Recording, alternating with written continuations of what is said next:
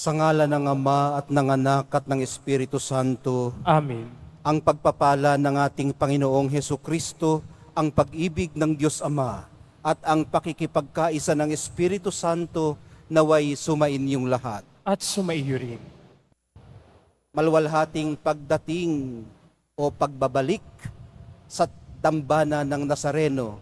Kahit maulan, naririto tayo. Patunay ng matibay at buhay nating debosyon. Aminin po muna natin pagsisihan ng ating mga kasalanan upang tayo po'y maging marapat gumanap sa banal na pagdiriwang.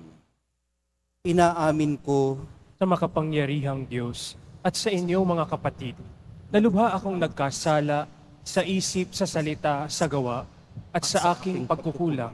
Kaya isinasamo ko sa mahal na Birheng Maria, sa lahat ng mga anghel at mga banal, at sa inyo mga kapatid, na ako'y ipanalangin sa Panginoong ating Diyos. kaawaan tayo ng makapangyarihang Diyos, patawarin sa ating mga kasalanan, at patnubayan sa buhay na walang hanggan. Amen. Panginoon, kaawaan mo kami. Panginoon, kaawaan mo kami. Kristo, kaawaan mo kami. Kristo, kaawaan mo kami. Panginoon, kaawaan mo kami. Panginoon, kaawaan mo kami. Manalangin tayo. Ama naming makapangyarihan, niloob mong akuin ng iyong anak ang krus at kamatayan upang ang sangkatauhay matubos at mabuhay. Ang pag-ako namin sa krus at kamatayan dito sa lupa, ayon sa diwa ng pagsunod sa iyong loob na ginanap ng iyong anak, ay magpagindapat nawang aming kamtin ang lubos na katubusan at pagkabuhay sa iyong piling. Sa pamamagitan ni Hesukristo, kasama ng Espiritu Santo, magpasawalang hanggan. Amen. Magsiupo muna ang lahat.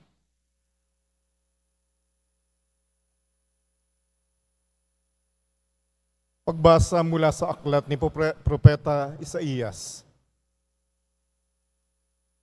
Noong mga araw na iyon, nagkasakit ng malubha si Ezekias, kaya siya'y dinalaw ni Isaías na anak ni Amos. Sinabi niya sa hari ang utos na ito ng Panginoon, ipatawag mo ang iyong sambahayan at gawin mo na ang iyong mga huling habilin, sapagkat hindi ka nagagaling. Pagkarinig nito, humarap siya sa dingding at nanalangin, O Panginoon, alam mo kung paano ako namuhay sa iyong harapan. Naglingkod ako sa iyo ng tapat, at ang ginawa ko'y pawang nakalulugod sa iyong paningin. Pagkatapos, nanangis siya ng malakas. Nagsalita uli ang Panginoon kay Isaías. Wika sa kanya, sabihin mo kay Ezekias ang sinasabi ng Panginoon, ang Diyos ng iyong ninunong si David. Nakita ko ang pagluha at narinig ko ang iyong dalangin, kaya 15 taon ka pang mabubuhay. Hindi lamang iyon, ikaw at ang lungsod na ito'y hindi maaano, pagkat ipagtatanggol ko kayo laban sa hari ng Assyria. Si Isaías ay nagpakuha ng pantapal na igos para sa bukol ni Ezekias. Gumaling naman ito. At tinanong ni Ezekias, ano ang magiging palatandaan na ako'y maaari ng umakyat sa templo? Ito ang palatandaang ibibigay sa iyo ng Panginoon para patunayang tutup din niya ang kaniyang pangako. Ang anino sa orasan sa palasyo ni Haring Akas ay pababalikin niya ng 10 guhit. At gayon nga ang nangyari. Ang salita ng Diyos. Salamat sa Diyos.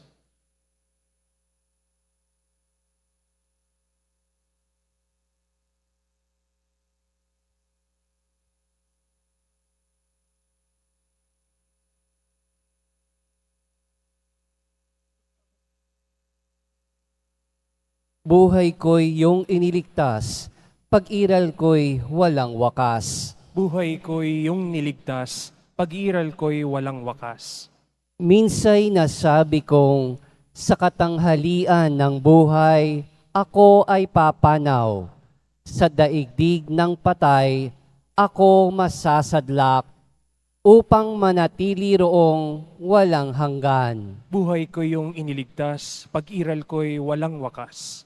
At nasabi ko ring, di na makikita ang Panginoon at sinumang nabubuhay. Buhay ko'y iyong iniligtas, pag-iral ko'y walang wakas.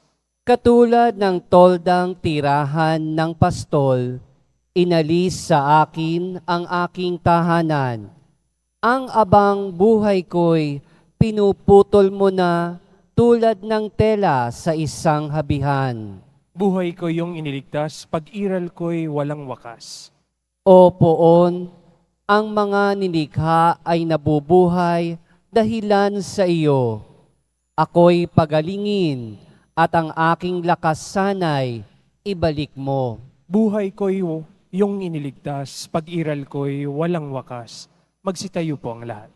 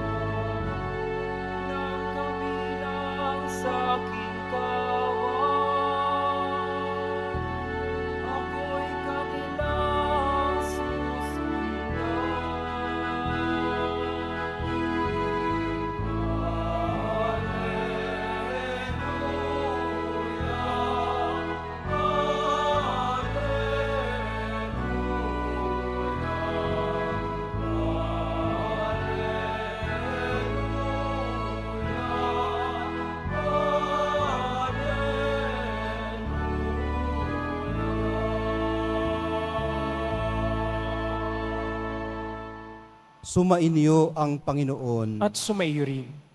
Ang mabuting balita ng Panginoon ayon kay San Mateo. Papuri sa iyo, Panginoon. Noong panahong yun, isang araw ng pamamahinga, naparaan si Jesus sa triguhan, na gutom ang kasama niyang mga alagad, kaya't nangitil sila ng uhay at kinain ang mga butil. Nang makita ito ng mga Pariseyo, sinabi nila sa kanya, "Tingnan mo ang ginagawa ng iyong mga alagad. Bawal iyan kung araw ng pamamahinga." Sumagot si Jesus, "Hindi ba ninyo nabasa ang ginawa ni David nang magutom siya at ang kanyang mga kasama? Pumasok siya sa bahay ng Diyos at kumain ng tinapay na handog sa Diyos, at pinakain din niya ang kanyang mga kasama. Labag sa kautusan na kanin nila ang tinapay na iyon, sapagkat ang mga saserdote lamang ang may karapatang kumain iyon.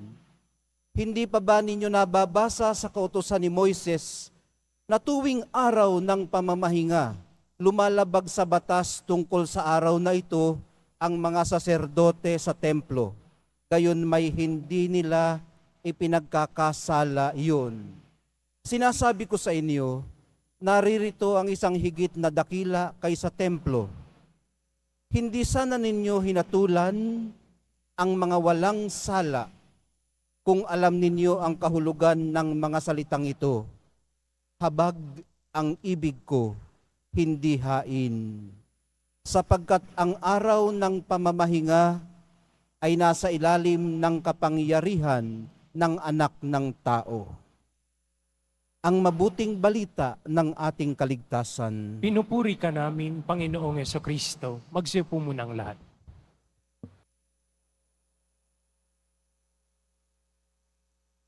Ang mensahe po ng mahal na pong Jesus Nazareno sa atin ngayong Biyernes ay ito. Huwag po tayong hahatol kung hindi natin alam ang niloloob ng Diyos. Huwag pong hahatol kung hindi alam ang kalooban ng Diyos. Habag po ang gusto niya. At dahil sa bawat araw na may nahaharap tayo sa malalaki man o maliliit na pagdedesisyon, kailangan nating mag-judge Kung minsan sa pagitan ng tama at mali, madaling mag-judge doon, madaling humatol. Pero kung sa pagitan ng dalawang tama, mas mahirap humatol. Alin ang papanigan mo sa dalawang tama? Araw-araw, ganito ang kinakaharap natin. Kailangan nating humatol. Ang susi ay ang paghatol ng naaayon sa kalooban ng Diyos. At gawin ito ng may habag. Yun ho ang kriterion. Yun ang nag-iisang pamantayan. Gawin ng may habag ang paghatol. Sa gayon, magagawa din natin ang kanyang kalooban. Ito po ang hindi nalimutang gawin ni Ezekias sa unang pagbasa. Matapos siyang gumaling, hinangad niya't piniling umakyat sa templo. Hindi na sinabi ni Propeta Isaias, pero karaniwan pong umaakyat sila sa templo noon para maghain ng pasasalamat. Para kay Ezekias, ito po ang pinakanatural at tamang gawin matapos tumanggap ng kagalingan. Pero hindi lang po kagalingan ang kanyang tinanggap. Bago pa po siya pagalingin ng Panginoon, sa pamamagitan ni Propeta Isaias na nagtapal ng igos sa kanyang tumor, pinakinggan na po siya at kinahabagan ng Diyos. Ang ipinasabi po sa kanya ng Panginoon sa pamamagitan ng propeta, nakita ko ang iyong pagluha at narinig ko ang iyong dalangin. Kaya 15 taon ka pang mabubuhay. Hindi lamang yun. Ikaw at ang lungsod na ito'y hindi maaano pagkat ipagtatanggol ko kayo. Ang sinabi pong ito ng Panginoon ay matibay na blessed assurance natin na tinitingnan tayo ng Diyos. Pinakikinggan at ipinagtatanggol. Dumalangin lang po tayo sa Kanya. Napakahalaga rin po pala nang may dumadalaw sa iyo, no? Kapag down na down ka sa pagkakasakit. Ito po ang ginawa ni Propeta Isaias kay Ezekias. Dumalaw siya. At hindi lang po pagdalaw ang ginawa niya. Inihatid niya kay Ezekias ang awa ng Diyos. Bagamat sa unay, napakasamang balita ang dala ni Isaias sa kanya. Sinabihan ba namang ipatawag mo na ang iyong sambahayan at gawin mo na ang iyong mga huling habilin sapagkat hindi ka na gagaling.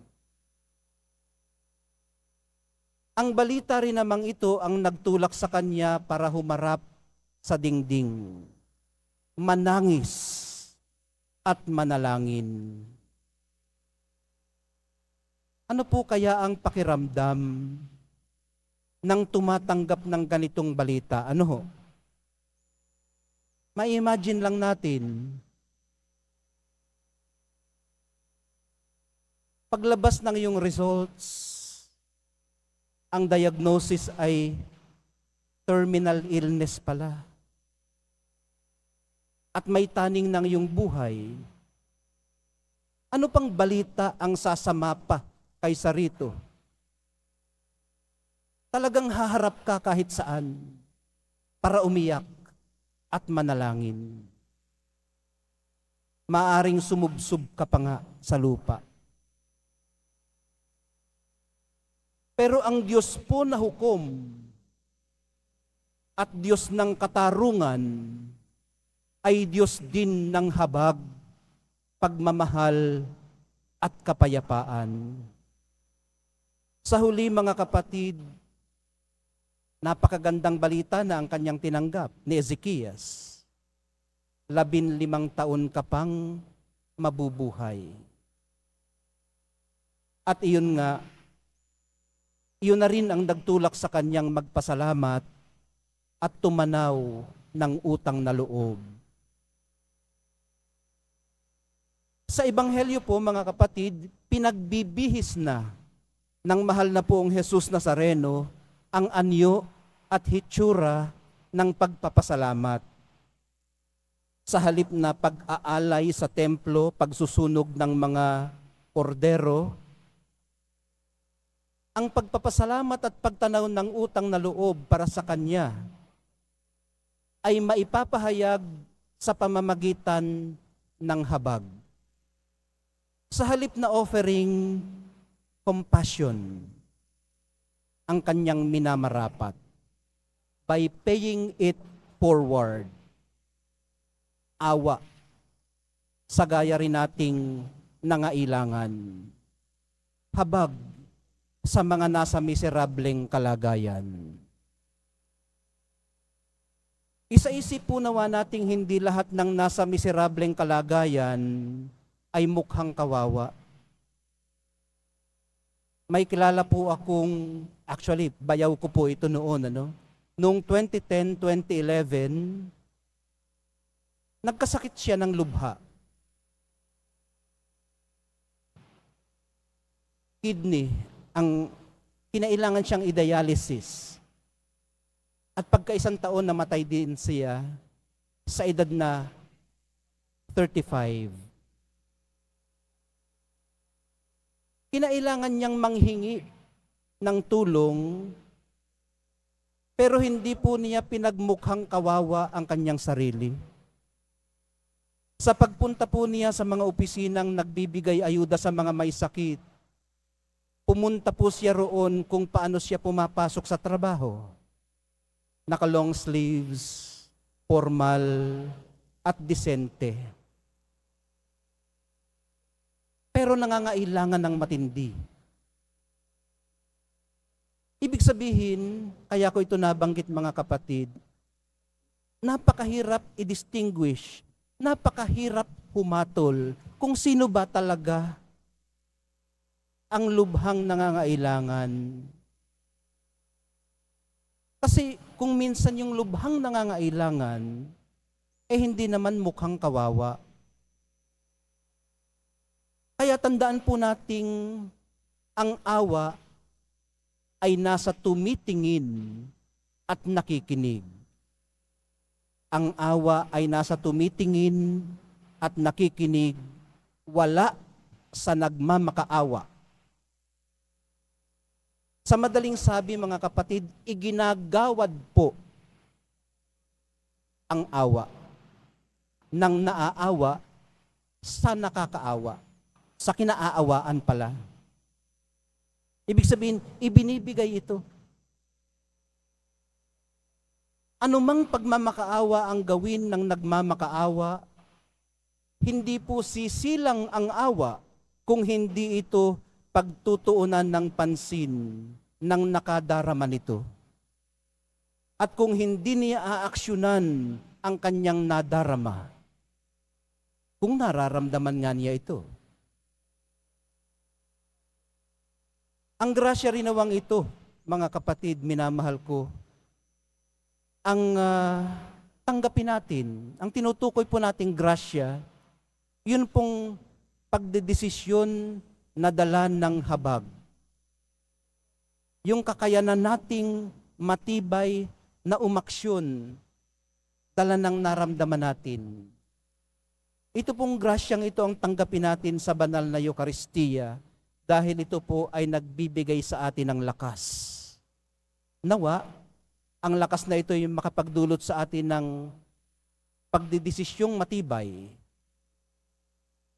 Manahanawa sa ating kalooban ang Espiritu Santo para makita natin ang mga nasa abang kalagayan, marinig ang kanilang daing, at maipagtanggol ang kanilang karapatan.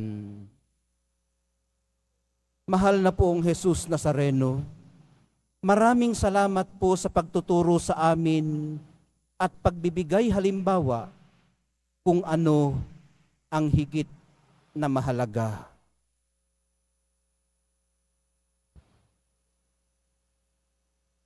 Magsitayo po ang lahat.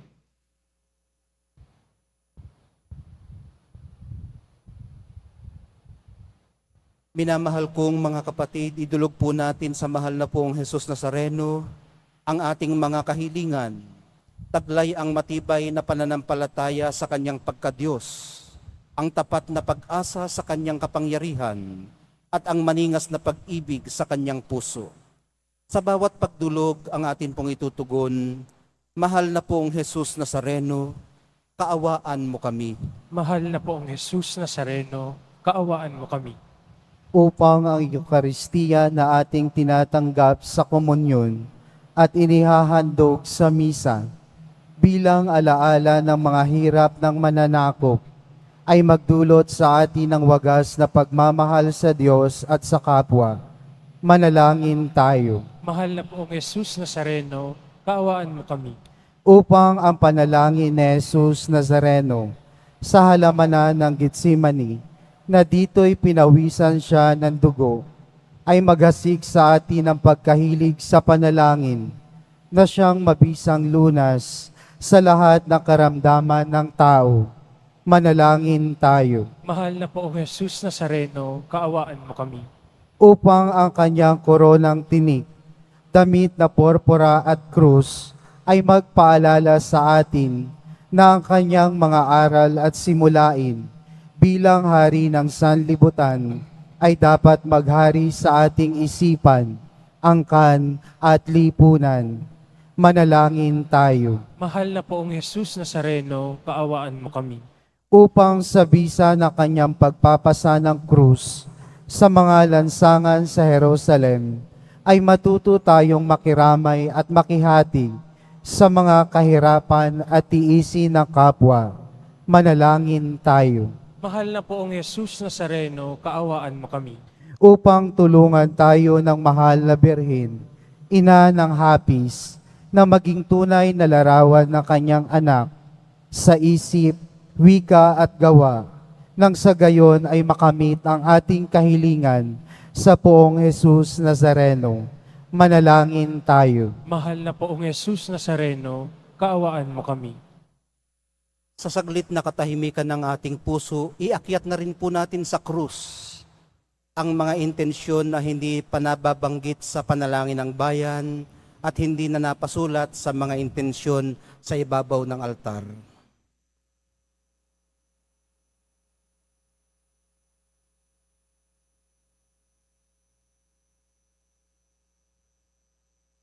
Manalangin tayo.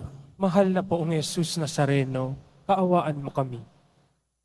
Ama naming mapagmahal, nahayag sa salita, gawa, buhay, kamatayan, at muling pagkabuhay ng iyong anak, na ang Diyos ay pag-ibig. Maipahayag po nawa namin ang katotohanan ito sa pamamagitan din niya na aming Panginoon magpasawalang hanggan. Amen. Magsiupo muna ang lahat.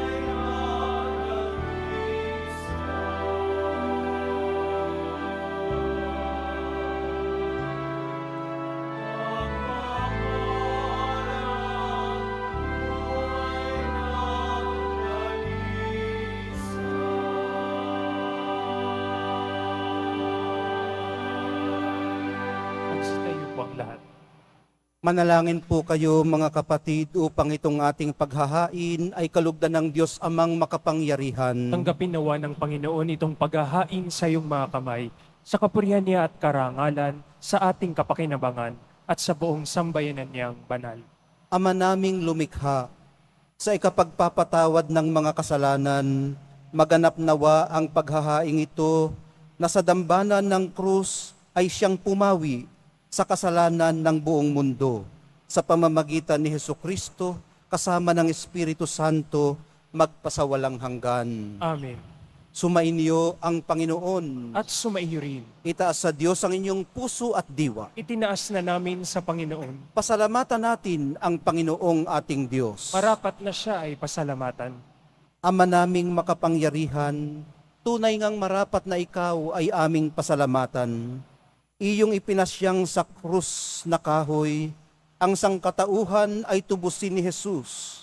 Sa punong kahoy nagkapuwang ang kamatayan. Sa kahoy na krus itinanghal ang pagkabuhay. Sa punong kahoy na naig ang sumuway sa iyo. Sa kahoy na krus, siya'y nadaig ng masunuring anak mo.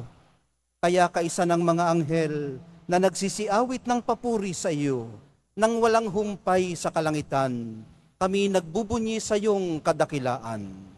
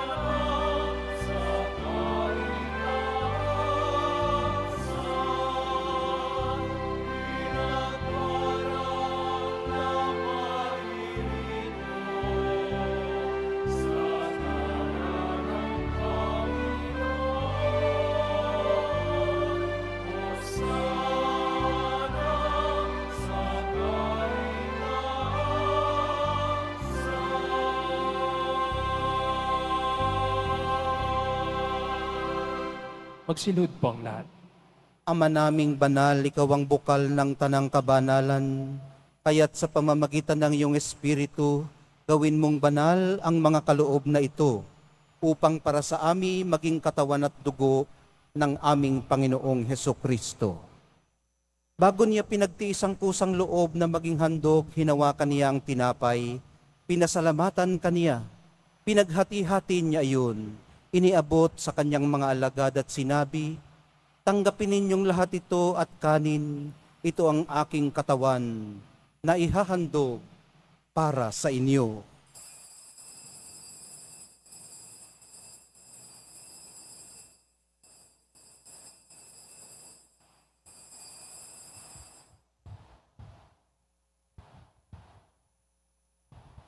Gayon din naman, noong matapos ang hapunan, hinawakan niya ang kalis. Muli kanyang pinasalamatan. Iniabot niya ang kalis sa kanyang mga alagad at sinabi, tanggapin ninyong lahat ito at inumin. Ito ang kalis ng aking dugo, ng bago at walang hanggang tipan. Ang aking dugo na ibubuhos para sa inyo at para sa lahat. Sa ikapagpapatawad ng mga kasalanan, gawin ninyo ito sa pag-alaala sa akin.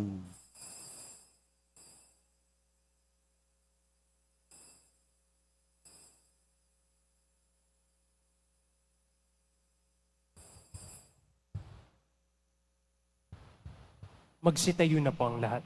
Ipagbunyi natin ang misteryo ng pananampalataya. Si Kristo'y namatay, si Kristo'y nabuhay, si Kristo'y babalik sa wakas ng panahon. Ama, ginagawa namin ngayon ng pag-alala sa pagkamatay at muling pagkabuhay ng iyong anak. Kaya't iniaalay namin sa iyo ang tinapay na nagbibigay buhay at ang kalis na nagkakaloob ng kaligtasan. Kami nagpapasalamat dahil kami iyong minarapat na tumayo sa harap mo para maglingkod sa iyo. Isinasamo namin kaming magsasalo-salo sa katawan at dugo ni Kristo ay mabuklod sa pagkakaisa sa pamamagitan ng Espiritu Santo. Amalingapin mo ang iyong simbahang laganap sa buong daigdig. Puspusin mo kami sa pag-ibig, kaysa ni Francisco na aming Santo Papa at ni Jose na aming Obispot ng Tanang Kaparian. Alalahanin mo rin ang mga kapatid naming nahimlay, nang may pag-asang sila'y muling mabubuhay, gayon din ang lahat ng mga pumanaw. Kaawaan mo sila at patuloyin sa iyong kaliwanagan. Kaawaan mo't pagindapatin kaming lahat na makasalo sa iyong buhay na walang wakas. Kaisa ng mahal na Birheng Maria na ina ng Diyos, ng kabiyak ng puso niyang si San Jose, kaisa ng mga apostol ni San Juan Bautista at ng lahat ng mga banal na namuhay dito sa daigdig ng kalugod-lugod sa iyo. May pagdiwang nawa namin ang pagpupuri sa ikararangal mo sa pamamagitan ng iyong anak na aming Panginoong Hesukristo. Sa pamamagitan ni Kristo kasama niya at sa Kanya, ang lahat ng parangal at papuri ay sa iyo, Diyos Amang makapangyarihan, kasama ng Espiritu Santo, magpasawalang hanggan.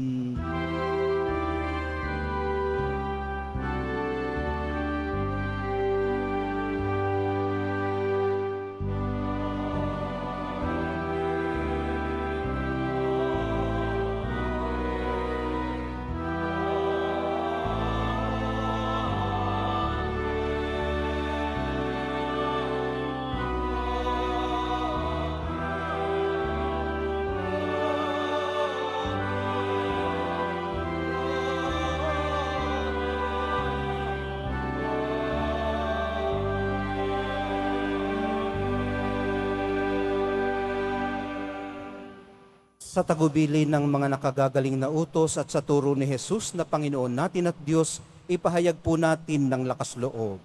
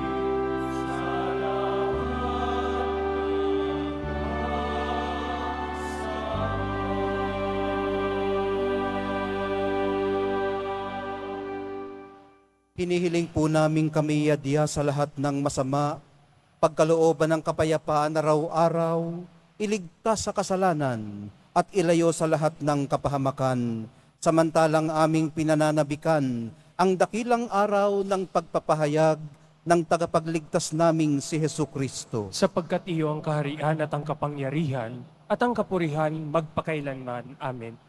Panginoong Hesukristo, sinabi mo sa iyong mga apostol, kapayapaan ang iniiwan ko sa inyo, ang aking kapayapaan ang ibinibigay ko sa inyo.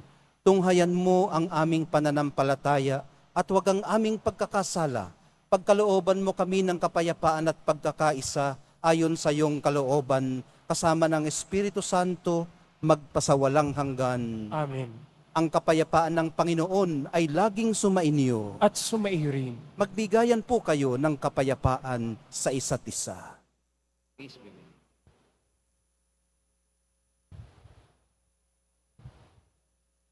Kordero ng Diyos, na nag-aalis ng mga kasalanan ng sanlibutan, maawa ka sa amin. Kordero ng Diyos, na nag-aalis ng mga kasalanan ng sanlibutan, maawa ka sa amin.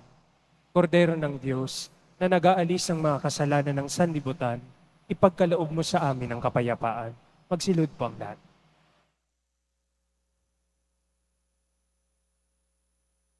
Ito ang kordero ng Diyos. Ito ang nag-aalis ng kasalanan ng sanlibutan. Mapapalad ang mga inaanyayahan sa kanyang piging. Panginoon, Panginoon, hindi ako karapat-dapat na magpatuloy sa iyo. Ngunit sa isang salita mo lamang ay gagaling na ako.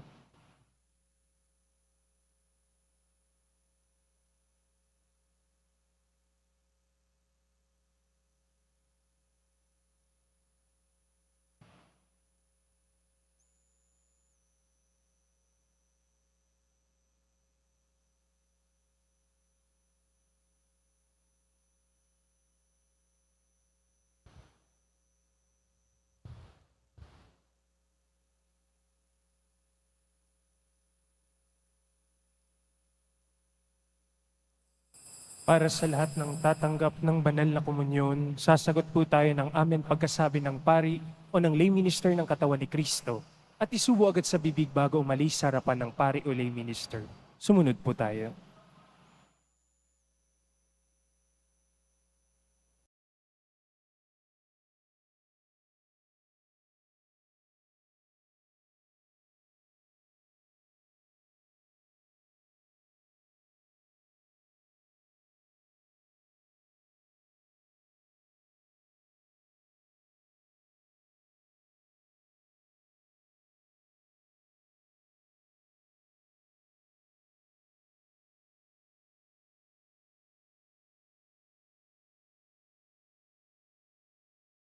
Manalangin tayo.